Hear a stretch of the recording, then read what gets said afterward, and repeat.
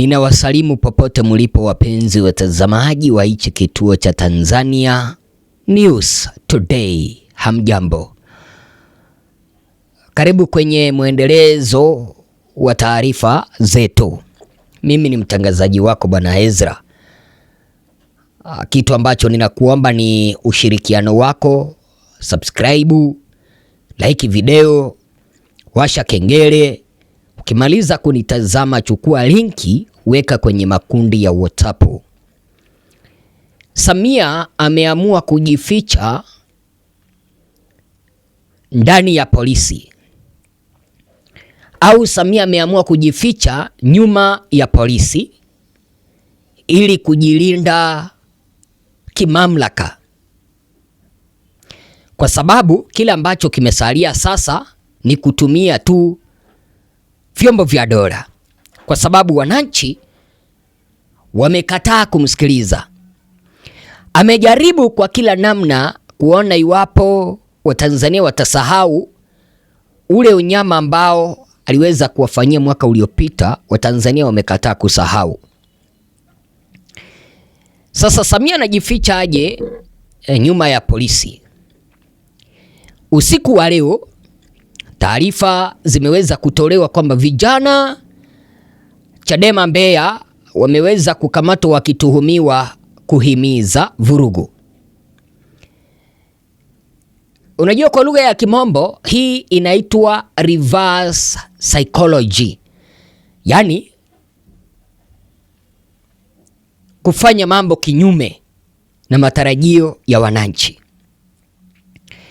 Kwa sababu kipindi ambapo jeshi la polisi mkoa wa Mbeya linawakamata na kuendelea kuwashikilia watuhumiwa wane kwa tuhuma za kukutwa wakipanga na kuhamasisha watu kufanya maandamano, ni jambo la kushangaza. Mbona wametuambia eti kwamba ni vijana wa Chadema na wala sio vijana wa ACT Wazalendo na wala sio vijana wa CCM?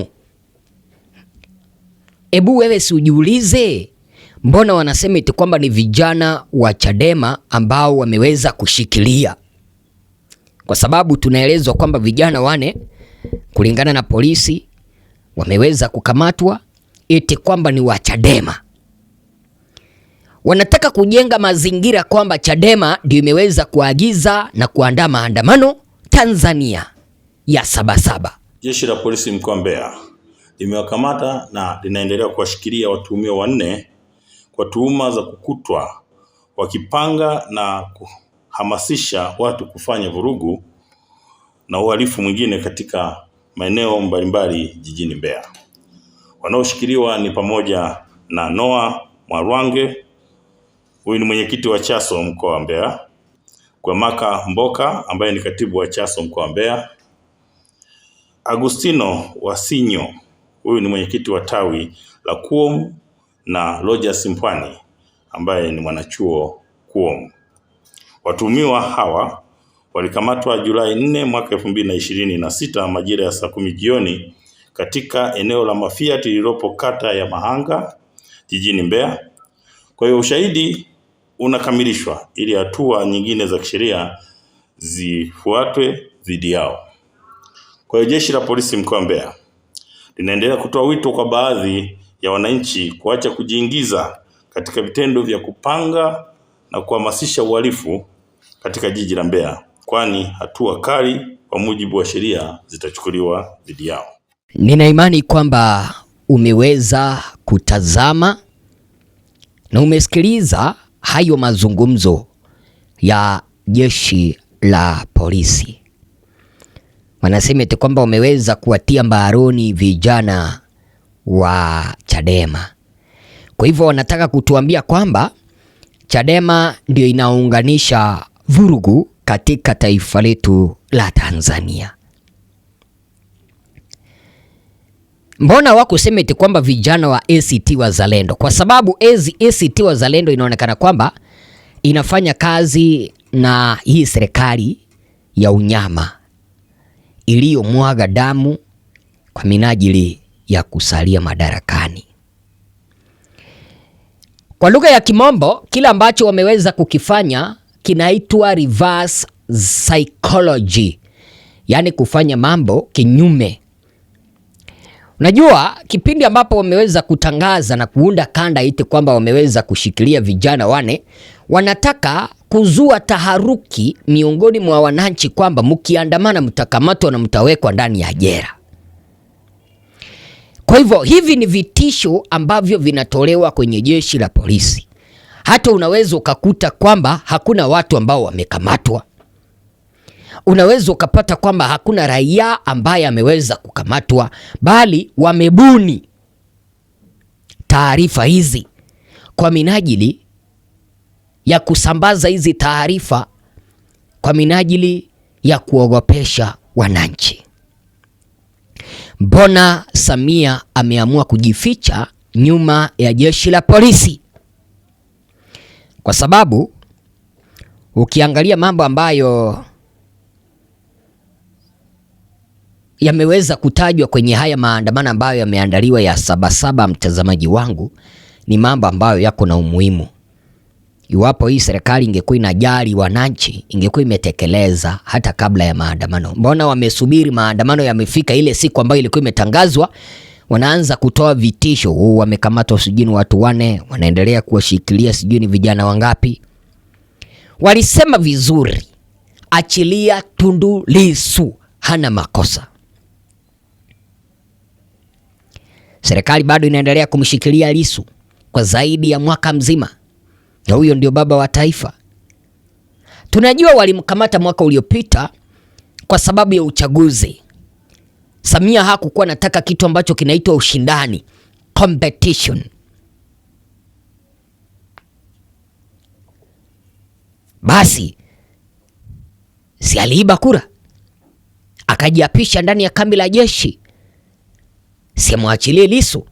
Iwapo wangekuwa wamemwachilia Lissu, maandamano haya ya Sabasaba hayangeandaliwa.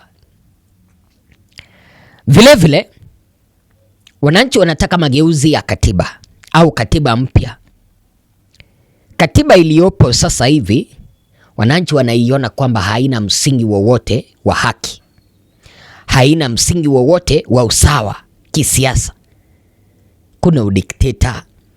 Chama kilichoko madarakani kinaona chama cha upinzani kama chama ambacho kiko na vurugu kila wakati. Tunataka katiba ambayo inatambua serikali na inatambua upinzani. Tunataka hiyo katiba. Tunataka katiba itakayofanya polisi wakikosa wanachukuliwa hatua. Sio katiba ambayo inatumika na viongozi ambao wako madarakani kuwakandamiza wananchi. Hapana, mambo kama hayo hayatakikane. Tunataka mageuzi ya mifumo ya uchaguzi, ndiposa tuweze kuandaa uchaguzi wa haki na huru, uchaguzi utakaoaminika.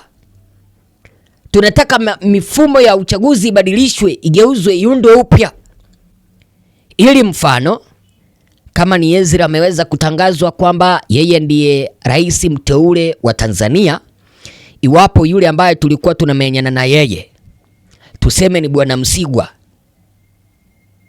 yuko na uhuru wa kukimbia mahakamani aseme kwamba niko na ushahidi Ezra hakushinda kiuhalali. Sio huu mfumo ambao ulipo sasa hivi ama uliopo sasa hivi, mahali ambapo eti mwenyekiti wa uchaguzi akitangaza mtu fulani eti kwamba yeye ndiye ameshinda, huo ndio mwisho. Eti matokeo yake, kauli zake haziwezi zikapingwa mahakamani. Tunataka mageuzi kama hayo yatolewe, ili wapo Bwana Ezra ndiye ametangazwa yeye ndio rais, Bwana Msigwa anaweza akaelekea mahakamani atoe udhibitisho, atoe ushahidi wa kusema kwamba Ezra hakushinda kiuhalali.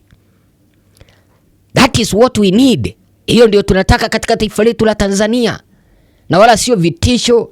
Kwanza kutoa polisi sijui wamekamata watu 8, sijui ni wangapi wamezuiliwa. Huo ni upuzi, na hiyo ninafikiri ni reverse psychology, kuzua taharuki na kuuza uoga kuelekea kwa wananchi kwamba mkijitokeza mtakamatwa.